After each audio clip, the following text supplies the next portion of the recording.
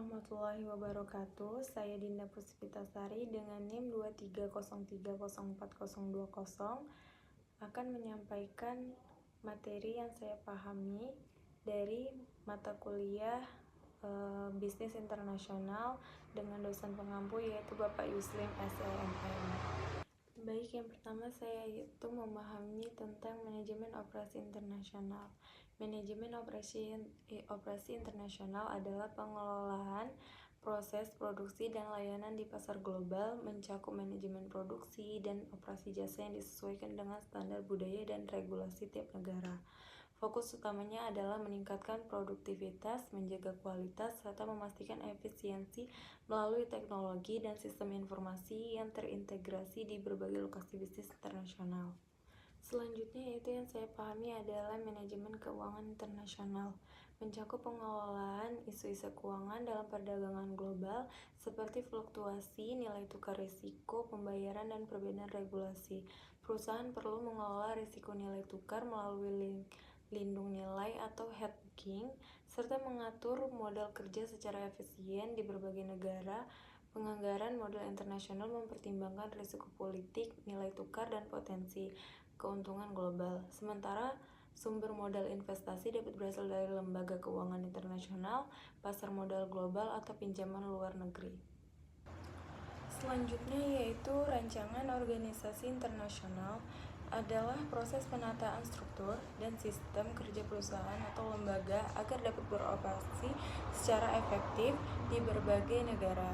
Struktur ini bisa berbasis fungsi, wilayah, produk, atau kombinasi dari semuanya, tergantung pada ukuran, kompleksitas, dan strategi global organisasi.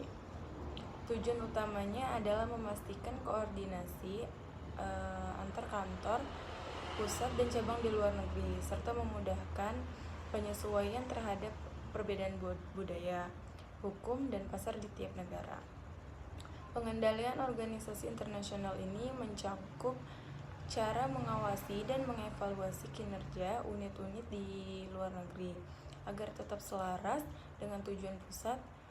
Pengendalian ini bisa berbentuk keuangan, strategis, operasional, hingga kultural.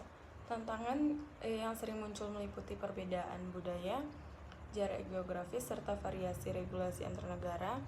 Oleh karena itu, organisasi internasional harus memiliki sistem yang fleksibel namun tetap terstandar untuk menjaga efisiensi dan konsistensi global. Selanjutnya saya memahami materi tentang manajemen strategi internasional. Manajemen strategi internasional adalah proses perencanaan dan pelaksanaan strategi bisnis di tingkat global untuk meraih keunggulan kompetitif, termasuk melalui aliansi strategis internasional, yaitu kerjasama antar perusahaan lintas negara tanpa merger penuh aliansi.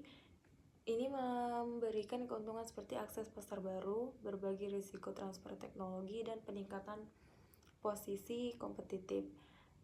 Cakupannya meliputi fungsi bisnis wilayah, geografis, dan tingkat integrasi yang beragam implementasinya. Mencakup juga pemilihan mitra perancangan, hubungan pengelolaan, perbedaan budaya, serta evaluasi kinerja secara berkelanjutan. Yang terakhir yaitu saya memahami tentang manajemen sumber daya manusia internasional, yaitu materi saya sendiri saat presentasi minggu lalu. Jadi MSDM internasional ini mencakup pengelolaan karyawan lintas negara dengan fokus pada kemampuan manajerial global, rekrutmen, dan seleksi yang sesuai budaya lokal, serta pelatihan dan pengembangan untuk meningkatkan kompetensi penilaian kinerja dan sistem kompensasi. Sistem ini harus disesuaikan dengan standar internasional dan lokal. Strategi retensi diperlukan untuk mengurangi turnover, sementara hubungan tenaga kerja melibatkan kerjasama dengan serikat dan kepatuhan pada regulasi ketenaga kerjaan di berbagai negara. Baik, itu saja yang bisa saya sampaikan. Kurang lebihnya mohon maaf. Assalamualaikum warahmatullahi wabarakatuh.